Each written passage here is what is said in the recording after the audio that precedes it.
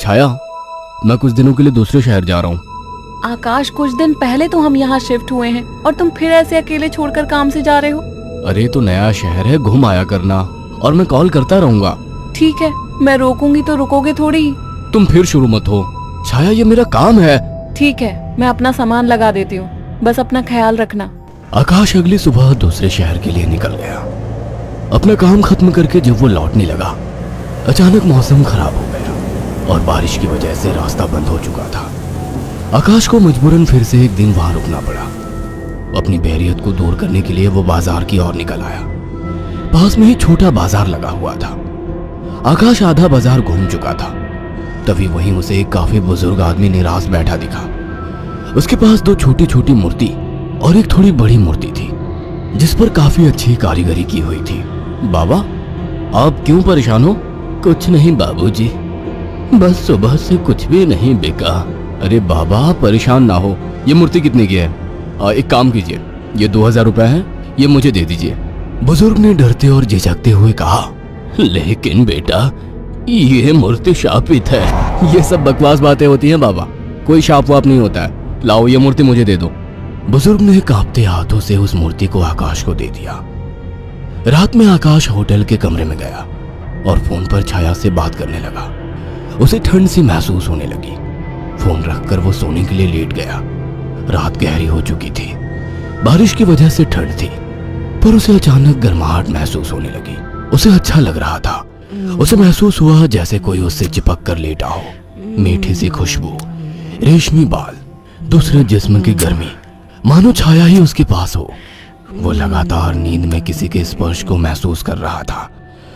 अचानक उसे अपने शरीर पर वजन महसूस हुआ। वो अचानक से उठकर बैठ गया।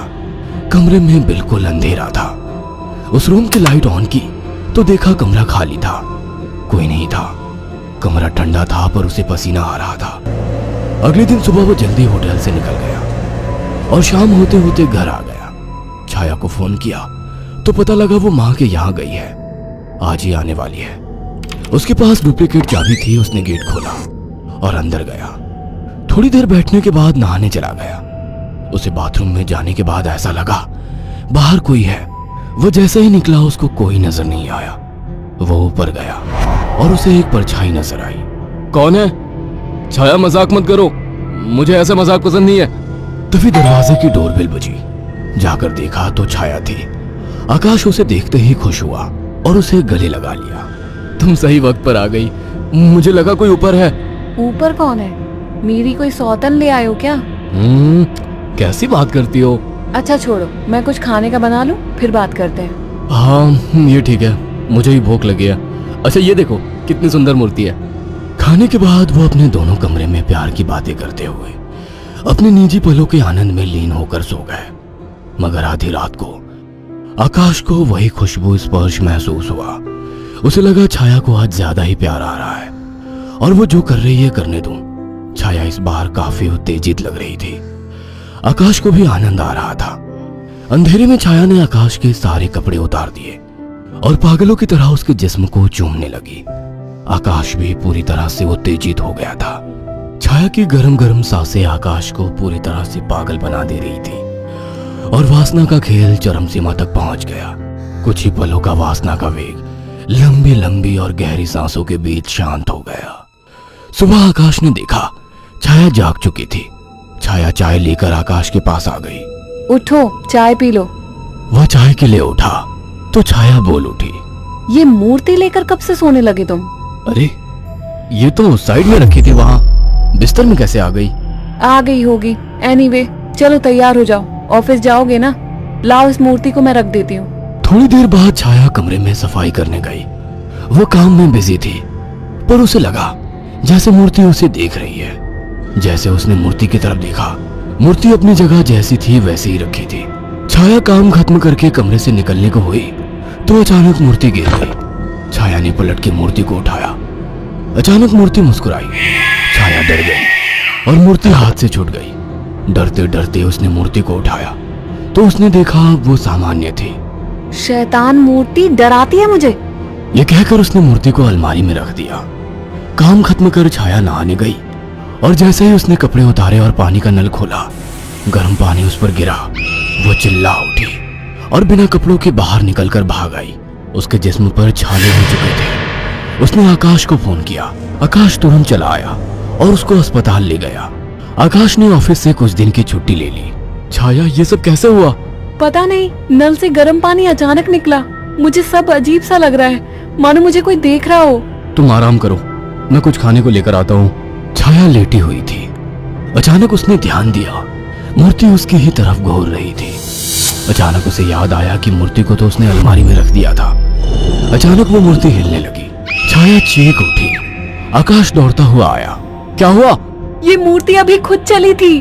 तुम्हारा वहम होगा छाया। मगर रात को आकाश को फिर से चुंबन के स्पर्श महसूस हुए।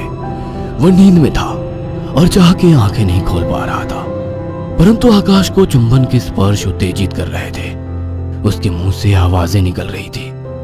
अचानक छाया की आंख खुल गई और उसने जो देखा वह हैरान रह गई। उसने देखा कि एक लड़की काली परछाई के रूप में आकाश के कपड़े खोल रही थी और वो देखते ही चिल्लाने लगी, आकाश, वो काली परछाई! अचानक कमरे के शीशे में चटक सी आवाज आई और शीशा टूट गया। आकाश उठकर बैठ गया। ये शीशा कैसे टूटा? और तुम चिल्लाई क्यों? आकाश, वो कोई काली आत्मा थी। मैंने अभी देखा, वो तुम्हारे साथ संबंध बना रही थी। क्या तुम्हें बिल्कुल पता नहीं लगा? कौन? क्या कह रही हो? मुझे महसूस तो हुआ, पर मुझे लगा तुम हो। पागल हो क्या? ऐसी हालत में मैं संबंध बनाने की सोचूंगी? आकाश, वो एक काली परछाई थी, पर वो एक लड़की थी। तभी मुझे कल रात को जब ये सब महसूस हुआ तो मुझे कुछ अजीब सा लगा था। मुझे ऐसा होटल में महसूस हुआ कि जैसे मेरे पास कोई तो है। और अगले दिन मैं घर आ गया था। तब से जब भी सोता हूँ ऐसा कुछ होता है। मुझे लगता था कि तुम हो। तभी अचानक दोनों का ध्यान मूर्ति पर गया। आकाश ने तुरंत उस मूर्ति को बाहर फेंक दिया। कुछ दिन बाद छाया पानी पीने के लिए उठी।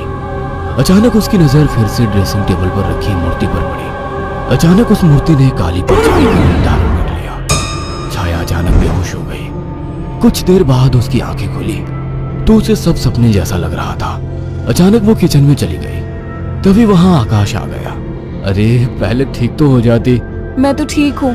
अच्छा। हाँ, आज तो मुझे एक अलग ही सुबह लग रही है। ओके, अब चलो आराम करो। मैंने तुम्हारे लिए कुछ दिन की छुट्टी ली है। अगर ऐसा है तो मुझे खूब प्यार करो। आज आकाश को छाया कुछ बदली बदली सी लग रही थी। खाने के वक्त भी छाया काफी अजीब तरीके से खा रही थी, जैसे वो बरसों से भूखी हो। छाया, क्या हुआ? आराम से खाओ। रात ठीक से खाया नहीं था ना, तो मुझे जोरों की भूख लग रही है। वैसे आज मीट बना काफी अच्छा है। गांव में अम्मा ने सिखाया था। अम्मा ने? कौन सी अम्मा ने? तुम तो कभी गांव गई ही नहीं। वो सब छोड़ो, सुनो ना, मेरा मन रोमांस का हो रहा है। तुम्हें लगता है ये सही वक्त है? प्यार करने का कोई वक्त नहीं होता। अचानक छाया आकाश से जाकर लिपट गई। उसके जिस्म को चूमने लगी। आकाश ने देखा छाया ने आज साड़ी भी अलग तरीके से बांधी थी। दोनों के बीच संभोग क्रिया होने लगी। दोनों काफी उत्तेजित थे। अचानक आकाश को फिर से छाया में वही खुशबू और स्पर्श महसूस हुआ। छाया आकाश को छोड़ने का नाम तक नहीं ले रही थी। आकाश को महसूस हुआ ये छाया नहीं है। आकाश ने एक झटके से छाया को धक्का दे दिया। रुक क्यों गए? प्यार करो मुझे, रुक क्यों गए? आवाज में भारीपन था। आकाश की आंखें बंद थी, पर जैसे ही उसने आंखें खोली, जिसमें छाया का था लेकिन चेहरा किसी और का था। आकाश ने कांपती आवाज में कहा, मेरी बीवी कहाँ है? छाया के चेहरे के हाव भाव बदलने लगे। उसका चेहरा सफेद और आंखें काली थी। वो गुस्से में बोली, मुझे पसंद नहीं थी वो, मार डाला उसे। अचानक वो एक परछाई में बदल गई। उसने अपने लंबे और पहने दांत आकाश की गर्दन में गाड़ दिए।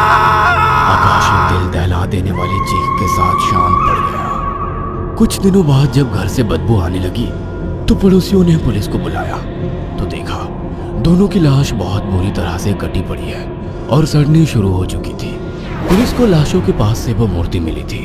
अगर आपको हमारी ये कहानी पसंद आई हो तो इसे लाइक और शेयर करना ना भूलें। साथ ही ऐसी और नई कहानियों के अपडेट्स पाने के लिए हमारे चैनल अक्षु टीवी को जरूर सब्सक्राइब करें।